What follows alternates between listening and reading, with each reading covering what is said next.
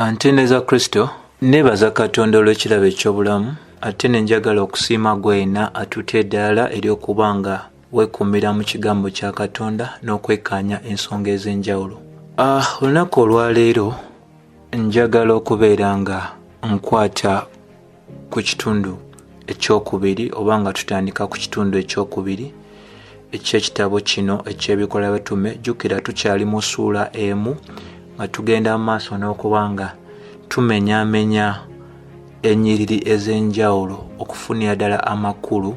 Omulundi guli ogwasooka twatunula essuula esooka olunyiriri olusooka n'olwokubiri ne tutaanyiza ddala obulungi era twateeka omulaka gwaffe ku nsonga ey'ekigambo ekiyitibwa abatume abaalondebwa.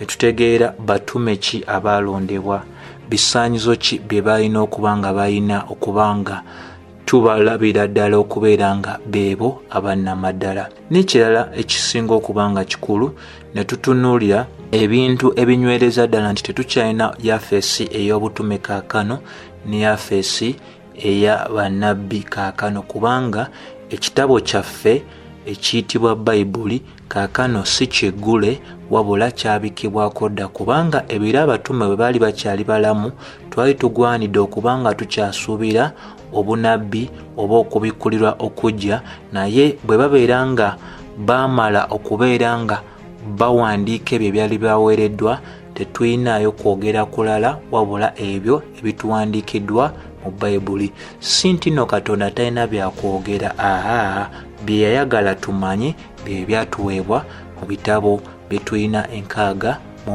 Era Bayibuli etulabula obuteetantala kubeera nga tutoola oba nga tugatta ku ebyo ebiwandiikiddwa. So olunaku olwaleero nga tutunulira akatundu kaffe akokubiri oba akatundu bba, tusobola okubeera nga twekkaanya ensonga ekwata ku kuzuukira kwa Mukama waffe Yesu Kristo na biki n'ekigendererwa eky'okubeera nga yasigala nga alabika eri abayigirizwa be ennaku 40 n'okubeera nga abanywereza ddala mu nsonga ez'enjawulo. Tofunanga bubaka busookera ddala mu ssomo lino ery'Ebikolwa by'Abatume. Nja kusaba bambi ogezeeko okukakasa nti osookera ddala okufuna ekitundu ekisooka kijja kubanga kikwera ddala omusingi omulungi gwe sandyagadde kubanga nziramu kaakano, kubanga njagadde okubeera nga ate ntunuulya ekintu ekirala nga nywereza ku ebyo bye nasooka okusimba mu ssomo eryasooka. So bw'osoma Ebikolwa by'Abatume essuula esooka olunyiriri olwokusatu luyina ebintu eby'enjawulo bye lugenda mu maaso n'okuba nga lukola lutya nga lunyweza eri gwe nange okubeera nga tunnyonnyokera ddala ensonga zino bulungi. Bayibuli egamba, nja kukozesako Oluzungu n'Oluganda, nti eri abo ne yeeraga gye bali nga mulamu oluvannyuma olw'okubonaabona kwe era ne mu masekkati ag'obukakafu obutaaliko kubuusabuusibwa,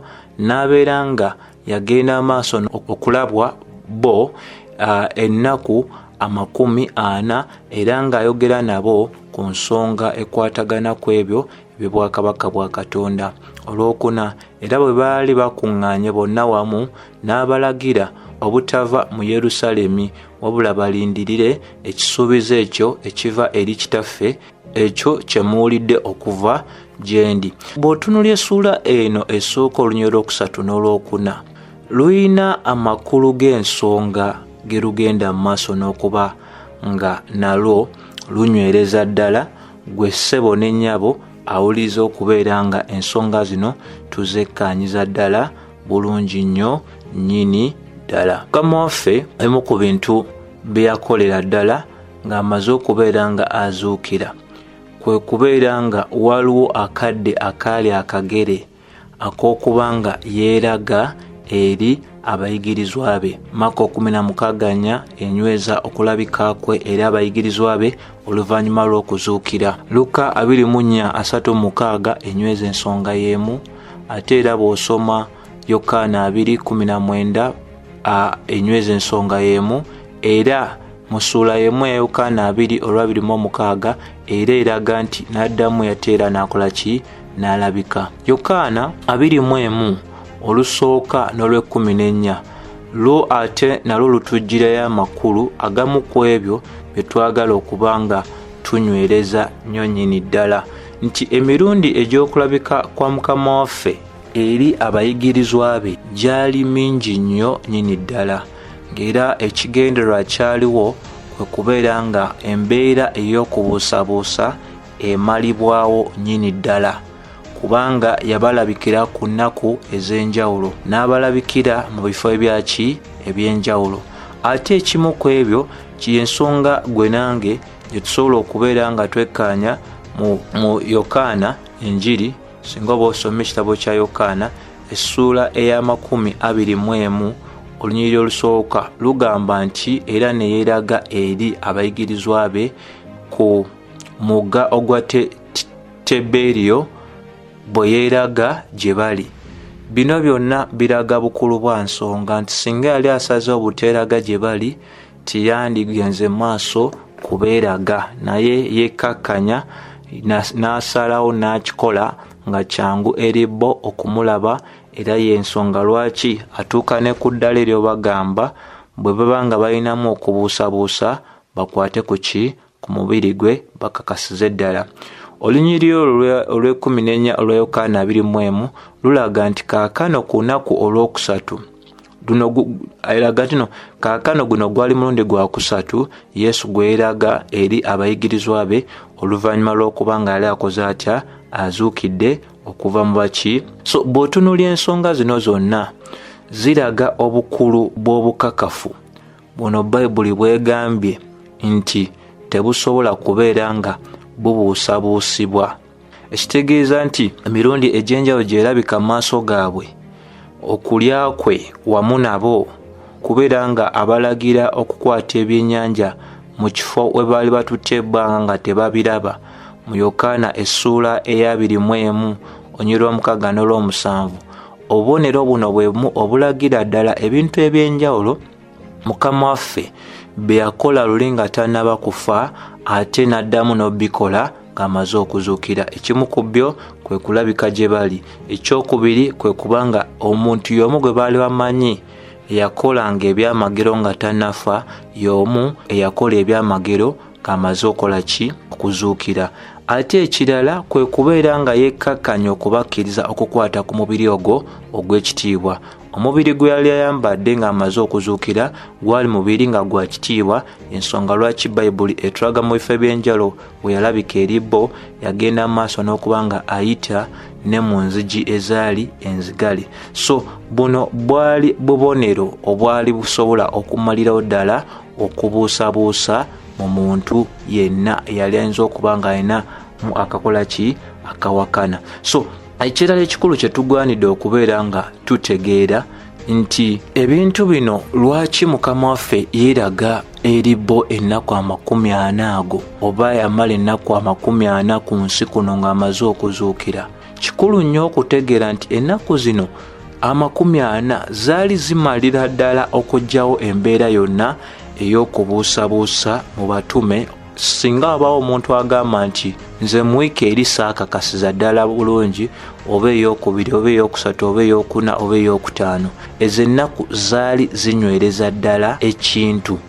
Ensonga eragira ddala nti gwe baali bamanyi luli ate kaakano y'oyo ate akyali omuki? Omulamu. So bino byali byakubateekateeka eri omulimo ogwali gubalindiridde. Omulimo guno ogwali gubalindiridde, Bayibuli etulaga nti bwe baali banoonya omuntu gwe balina okusikiza ekifo ekya Yudas Iscariot, Bayibuli etulaga nti balina okunoonya omuntu oyo, ng'era omuntu oyo yali wa kubeera nga omulimu omukulu ogwali gumulondesebwa kubeera nga abeera kitundu ku bo nga bagenda mu maaso n'okubeera nga babuulira ng'era balangirira eri abantu ku nsonga ey'okuzuukira kwa Mukama waffe Yesu Kristo. Kati ensonga lwaki ennaku 40 ago ogalabira ddala nti gakuzimbira ddala ndowooza z'abano, gakuzimbira ddala kukkiriza mu bana abantu nti amazima amatuufu ge gano, Kristo teyafa bufi wabula Kristo yamala ate n'akola ki? N'azuukira. Kyova tuba tusomye n'ebbaluwa bw'oba osomye Yokaana essuula eya 20 ekulaga nti abatume bano Mukama waffe Yesu Kristo nga tanalabika eri Peetero waliwo ebintu ebyagenda maaso. Peetero ne banneebe baali bazzeeyo okubeera nga bakwataganya emirimu gye baakolanga. Kati mu kubeera nga baali bazzeeyo okukwataganya emirimu gye baakolanga, ate Mukama waffe atuuka alabikako gye bakola ki? Gye bali. Ewaali embeera ey'okubeera nga abatume baali bazzeeyo okubeera nga bakola bye bakola ki? Bye bakola. So Peetero ne Yokaana nabo baakizuulira ddala bulungi nti amazima amatuufu Mukama waffe yali amaze okuba nga akola ki? Azuukira. So n'abaali bazzeeyo mu byabwe nabo ne bategeera ddala nti ensonga eno kati nkulu nnyo nnyini ddala. So ebyo byemu ku bintu byetusobola okugamba ddala nti byali bikulu nnyo nnyini ddala. Ngambye ensonga eyo ey'okukola ki? Ey'okuzuukira kwa Mukama waffe Yesu nga Yokaana essuula eya 21 olunywe lw'omukaaga n'olw'omusanvu bwe lunywereza ddala nti abaali bazzeeyo okukola ate bwe baakakasiza ddala nti yali Mukama waffe nga Yokaana bwe yagamba Peetero n'amugamba nti muganda wange ono ye Mukama waffe. Peetero kwe kwebbika buto ate mu mazzi. Era tulaba nti mu ssuula eyo esemberayo ddala eya Yokaana Mukama waffe Yesu mwagenda ddala mu maaso n'okubeera nga anywereza ddala ebigambo eri Peetero ng'amugamba nti Peetero kituufu onjagala. Peetero kwe kugenda maaso n'agamba Mukama waffe okimanyi nti nkwagala. N'ebigambo bya Kristo ebyanywezebwa bye byali ebigambo eby'okuba nti liisa endiga zange, era nga bye bigambo ebyali bisemberayo ddala okumunyweza, okumulagira ddala nti newankubadde yali amwegaanya eri mu mabbali, naye ate waliwo omulimu omukulu ogwali gumulindiridde okubeera nga naye abeera kitundu ku gwo. So ebyo bikulu nnyo ssebo oba nnyabo awuliriza. Wabula bwe tuddayo eri gye twasookedde ddala, Bayibuli etulaga nti bwe yeeraga gye bali nga mulamu oluvannyuma lw'okubonyaabonyezebwa kwe. Bayibuli bweyogera ku mbeera eno ey'oluvannyuma lw'okubonyaabonyezebwa kwe, ssebo oba nnyabo kyenjagala obeere ng'otegeera nti Kristo yayita mu bintu bingi. Ebimu ku byo byali byayogebwa edda mu bunnabbi tibyali byakumutuukako. Nti bwe tugamba okubonaabona okwa Kristo Yesu, okubonaabona okwo kwajja gy'ali nga kwali kitundu ku kwetikka kye tuyita ekibonerezo eky'ebibi byaffe.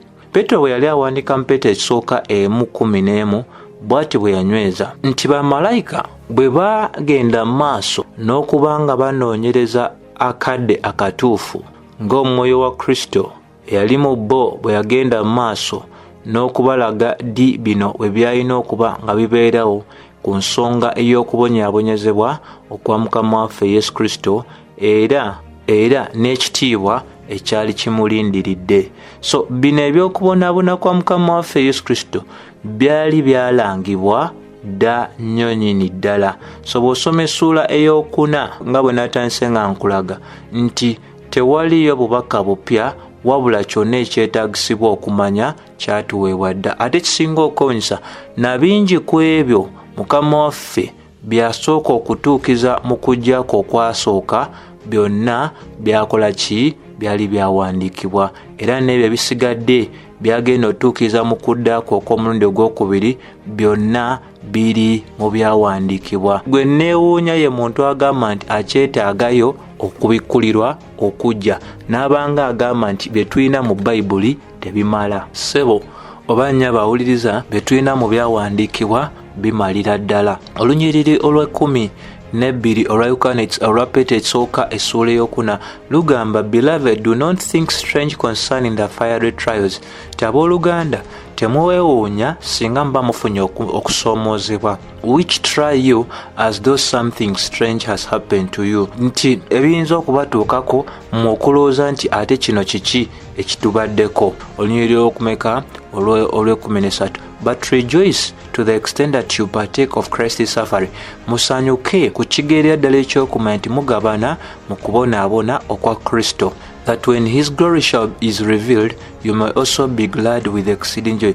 Nti olw'ekitiibwa kye nga kimaze okulagibwa gye muli, mubeere nga nammwe muli basanyufu n'essanyu eryaki ery'omuggundu. So ssebo oba nnyabo, kye njagala obeere ng'otegeera nti yes, tetugenda kubanga twetika bibi byaffe, kubanga ebibi byaffe n'ekibonerezo ky'ebibi byaffe kyatwalibwa dda oba kyaggyibwawo dda Kristo Yesu bwe yakyetikka. Naye Bayibuli era etulabula nti mu masekkati g'okubanga Kristo yeetikka ekibonerezo eky'ebibi byaffe, tetulina kusuubira nti bwe tusalawo ne tutambula nga Mukama waffe bwe yatambula tetufuna embeera yonna yakusoomoozebwa. So abamu balowooza nti bwe twogera kubonaabona kuno Abakristaayo nabo kwe bagenda okuba nga basesikana oba kwe tuyinza okuyitamu, babamu balowooza nti tuba tusazeewo okwetikka bibi byaffe.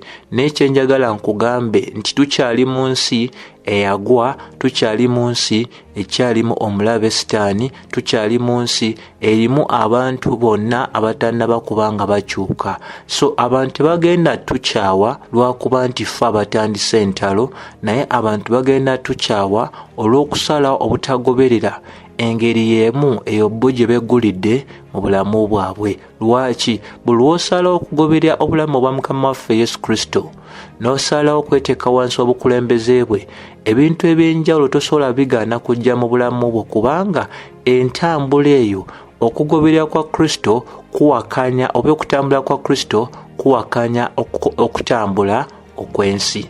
So waliwo abamu abagamba nti kasita obeera mu Kristo n'obeera n'Omwoyo wa Katonda mu ggwe, weerabire okubonyaabonyezebwa, weerabire ensonga ey'okulwala, weerabire ensonga y'okubeera nga ofuna okubulwa wano oba wali. Ssebo bannya bampuliriza, kye njagala okugamba nti Bayibuli tesomesa bintu bya ngeri ng'eyo. Bayibuli eraga nti Mukama waffe Yesu Kristo yennyini yalanga n'agamba nti mu nsi mulimu ennaku era tujja kweganyizibwa naye tugume kubanga akoze ki? Awangudde. Era ekyo tukyanga kituukirira mu bulamu obw'abatume abalondebwa Katonda okuwandiika endagaano empya nga bayita mu kubonyaabonyezebwa okw'enjawulo, era abamu ku bo n'okuttibwa, abamu ku bo n'okubeera nga balwala endwadde ezaki ez'enjawulo. So bino si bintu bya kubanga twewuunya, wabula bintu bya nnamaddala ebisobola okuba nga bituuka ku muntu yenna ali mu Kristo ng'ate okyali mu nsi eno eyagwa etannaba kubanga ekyusibwa, nga Peetero bwe tulaga mu ssuula eyokusatu nti ensi eno yakukyusibwa mukadde akagere Katonda kyateekateeka. So singa wekkaanya ebintu eby'enjawulo wano ate betusobola nabyo okubanga tuteekako omulaka, y'ensonga ekwata ku nnaku zino 40. Lwaki yamala ennaku 40? Bwe twogera ku nnaku 40 gayina ensonga ey'enjawulo gye gasongako mu kukola kwa Katonda mu nsi ey'omwoyo, naye nga okukola kwa Katonda okwo kulabisibwa nnyo ku nsi kuno. So tusobola okujjukira nti mu biro ebya Noowa mu kitabo ekya luberebere essuula y'omusanvu olunyiriri olwokuna, Bayibuli etulaga nti enkuba yali yakutonnya ennaku 40, era kituufu enkuba eyo yatonnya ennaku 40. Bw'osoma ekitabo ekyokuva kiraga mu ssuula eya 24 olunyiriri 18 nti Musa yatwalibwa ku lusozi n'abeera mu maaso ga Katonda ennaku 40 nga talya nga takola ki tanywa, n'abeera nga yakuumibwa amaanyi ga Katonda ennaku ezo zonna zamala nga talya nga tanywa. Era Bayibuli emu etulaga mu kitabo ekyakubala, bw'osoma essuula 13 olunyiriri 25, Bayibuli etulaga ku bantu abakessi 12 abaasindikibwa okuketta ensi ya Kanaani. Bayibuli eraga nti nayo bagenda mu maaso n'ogikettera ennaku 40. Awo nga tuvuddewo bw'osoma Samwiri ekisooka essula 17 onyirwa 16 Bayibuli eraga nti Omufiristaayo yali amanyikiddwa nga Goliath yagenda mu maaso n'okukangatiisa wamu n'okuvoola Katonda w'Abayudaaya ennaku 40.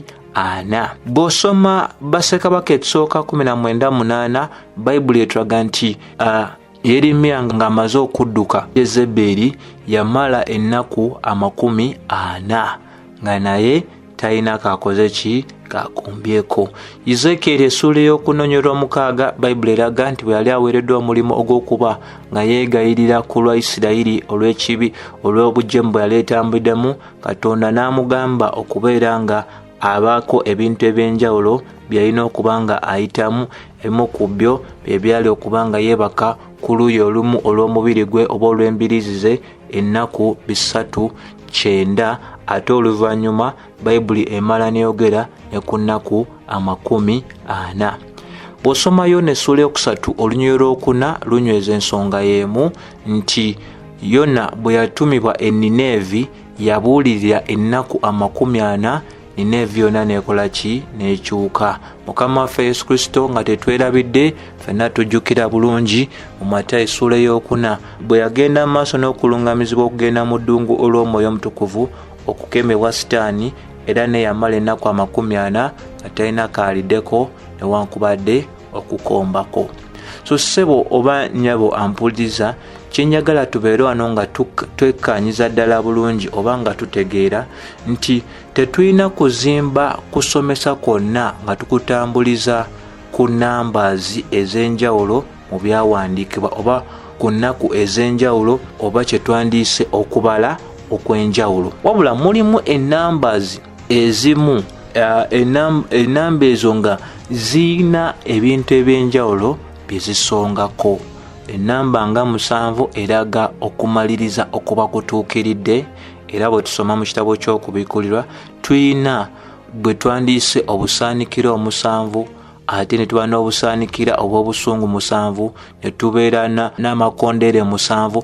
Ebintu 7 erina ebintu eby'enjawulo mu nsi y'omwoyo byesongako. Nga bwe tumanyi nti ennaku 10 mu nsomesa ya Bayibuli zikiikirira okugezesebwa nga Sitaani yakukola, ng'era bw'olaba mu kanisa eya Smyrna mu kitabo ky'Okubikulirwa essula 2 Mukama waffe alyoka abagambe nti omulaba agenda kubeera nga abagezesa oba nga abamu ku mmwe abasuula mu kkomera n'abamu okuba nga muyiganyizibwa ennaku 10 bweddu. So kye tusobola okugamba nti ennaku zino 40 mu Bayibuli ezirabika mu bitundu eby'enjawulo ziinako ekintu eky'enjawulo kye zaali zigenda mu maaso n'okusongako.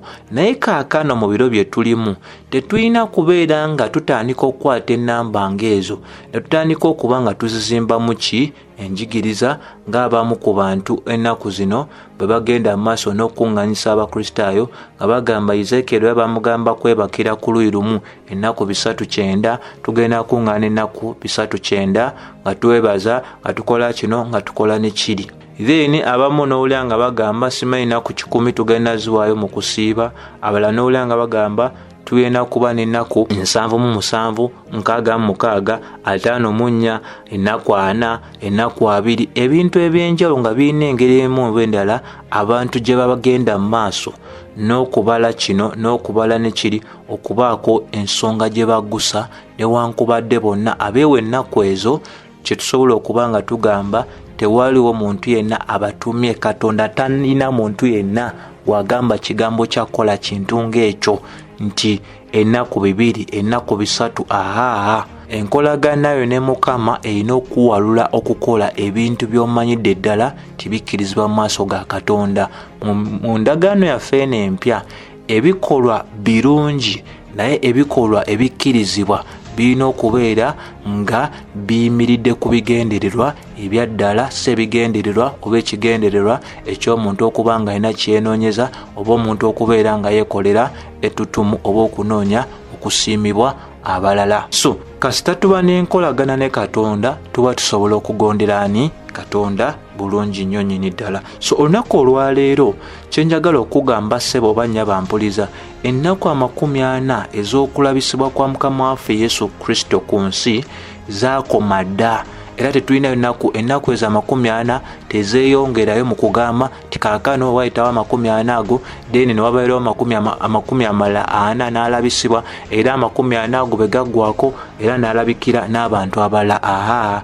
Bayibuli nnambulukufu bulungi. Mukama waffe talina muntu yenna gw'alabikira kaakano. Lwaki?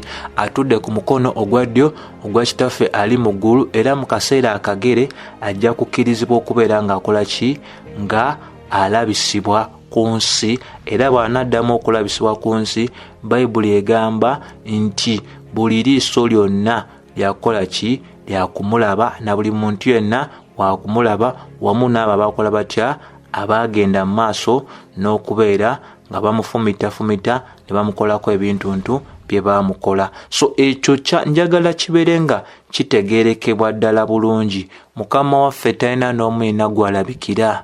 Kubikulirwa 1:7 paka 8 enyweza, Matayo 2:4 enyweza ensonga y'emu. So ebintu bye tugwanidde okumanya mwebiri mu Bayibuli. Bano abagamba nti balaba okulabikibwa kwa Mukama waffe Yesu Kristo beebo Pawulo bwe yatulabulako ng'atulaga mu Bakolinso, ng'alaga nti Abakolinso baali basembeza Yesu omulala, nga basembeza omwoyo omulala, nga basembeza n'enjiri endala. Bwe baba nga bakkiriza okulimbibwa, ebyo byali bisobokera ddala okubeera mu masekati gaabwe. Wabula abalabula ng'abagamba nti mujjukire bulungi omulabe waffe oyo amanyikiddwa nga Sitaani alina obusobozi bwonna obw'okubeera ng'alabisibwa nga malayika ow'ekitangaala, naye nga ye yennyini malayika yakubuza ki bantu. So tuba tulina kuba beegendereza nga tonnaba kugamba kino oba kiri. Sooka wekkaanye. Bye tulaba si bye binnyonnyola kye tulina okugoberera. Bayibuli yennyonnyola ekyo ky'olabye oba kituufu oba si kituufu. Bw'egamba nti Mukama waffe talina waali kulabika, ky'oba olina okugenda nakyo. Totandika kugamba nti nze nalabye nalakwadde Bayibuli tekyogerako nze sijjabikkiriza. Kati obeera weeyimusizza waggulu w'ebyawandiikibwa. Ate Bakolinso 1:6 etugamba tetulina kugulumiza muntu yenna waggulu w'ekigambo kya Katonda. Peetero atugamba tetulina kunoonya maloboozi gonna, kubanga ekigambo kya Katonda bwe bunabbi bwa Katonda obutwereddwa obwesigikira ddala obutasobola kubanga butuuyibwa. Abawandiisi bawandiika nga balagira ddala kyamateeka 2, kyamateeka 12:32, ngero 3 olwokutaano olw'omukaaga, kubikulirwa 22, 18-19. Etulaga nti tetutola ku kigambo kya Katonda oba tetukola ki? Tetukigatta nako. Ebyo bituwandiikiddwa bitumala. Bwebanga ebituwandiikiddwa tebimala, tugenda kweggulya emyoyo mingi nnyo egyaki? Egy'obulimba, emyoyo egy'okubuza abantu eginaabaleetera okubanga bakola batya? Nga bazikirira. So kyenjagadde okunyweza mu ssomo lino nti ennaku 40 ago gaali gakigendererwa okumalirayo ddala okubuusabuusa kwonna mu batume bano abaali bawereddwa omulimu omukulu ogw'okubeera nga bennyini Mukama waffe Yesu Kristo yali abalonze okuteekawo omusingi ogw'ekkanisa, ogw'okuzimba omusingi ogw'ekkanisa nga balangirira Kristo ono eyafa n'azuukira. Obubaka obwalina kusooka kunyweramu bo. Bwe bumala okunyweramu bo bulungi, olwo balyoke babutwale mu bantu abaki? Ab'enjawulo. Era n'alabika mu maaso gaabwe emirundi egy'enjawulo, n'alya nabo, n'atambula nabo, n'akola n'ekyamagero mu masekkati gaabwe. Ate awo mwe muli n'ebintu ebirala ebyaliwo eby'okubanga yabasomesa ebintu bingi ebikwata ku bwakabaka. So sisobola kusukka wano wabula okugamba nti tujja kuba tulaba ekitundu kyaffe ekyokusatu mu ssuula y'emu eno ey'Abakolinso, ey'Ebikolwa by'Abatume, essuula esookera ddala. So Mukama waffe nga bw'ali ow'ekisa, kyensabira ddala okubanga kituuka ku bulamu bwo gwena agenda maaso n'okubanga awuliriza, kwe kubanga weekuumira ddala mu ki? Mu byawandiikibwa n'okwekkaanya ensonga. Towakana buwakanyi. Kwata Bayibuli yo okebere ebintu. Bw'obanga ovudde ku Bayibuli, simanyi nnyinza kukkaatiza ntya, ogenda kulimbibwa. Abamu ku mmwe temugenda kulimbibwa, wabula mwalimbibwa dda kwamugoberera abantu. Nange Kayini asomesa ndi muntu, naye Katonda atuyambye n'atulaga nti muntu ki gw'ogwanidde okubanga okakkanira. Omuntu oyo akusomesa ebitali mu byawandiikibwa, oba omuntu oyo akusomesa ebiri mu byawandiikwa. Goberera omuntu nga asonga ku Kristo. Kuba Pawulo awandiika mu Bakolinso ekisooka 11 ng'agamba mungoberere nga nange bwe ngoberera Kristo. Mufunza ategeeza nti mba sikyagoberera Kristo tewali nsonga lwaki mungoberera.